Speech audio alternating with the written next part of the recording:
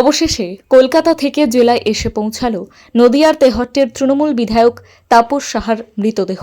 তার অকাল মৃত্যুতে শোকস্তব্ধ তেহট্ট বিধানসভা। বৃহস্পতিবার দুপুরে মৃতদেহ এসে পৌঁছায় নদিয়ার কৃষ্ণনগর জেলা পরিষদে।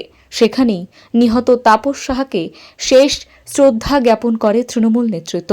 উপস্থিত ছিলেন কৃষ্ণনগর লোকসভা কেন্দ্রের তৃণমূল সাংসদ মহুয়া মৈত্র, জেলা সভাধিপতি তারান্নুম সুলতানা মীর সহ অন্যান্য নেতৃত্বরা। পরবর্তীতে তেহট্ট বিধানসভার বাড়ির উদ্দেশ্যে রওনা দেয় বিধায়ক তাপস সাহার মৃতদেহ। তেহট্টের জনপ্রিয় বিধায়ক মাননীয় তাপস সাহা গতকাল হৃদরোগে আক্রান্ত হয়ে কলকাতায় ভর্তি হয়েছিলেন। আজ তিনি সকাল 8:15 নাগাদ শেষ নিঃশ্বাস ত্যাগ করেন। তাই তার মরদেহ নদিয়া জেলা পরিষদ ভবনে আনা হলো।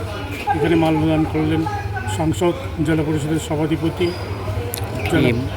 জেলা পরিষদের অন্যান্য মেম্বাররা, বিধায়ক কল্যাণ পাল, দীপক বসু, অন্যান্যরা। এইবার মরদেহ তার নিজস্ব বাসভবন বিধানসভা কেন্দ্রের ওই উদ্দেশ্যে রওনা দেবে। কতটা ভারাক্রান্ত আপনাদের মন, এদের দলের কতটা ক্ষতি হলো বলে মনে করছেন এই সময় দাঁড়িয়ে? তার মৃত্যুতে দলের অপরিণীয় ক্ষতি হলো।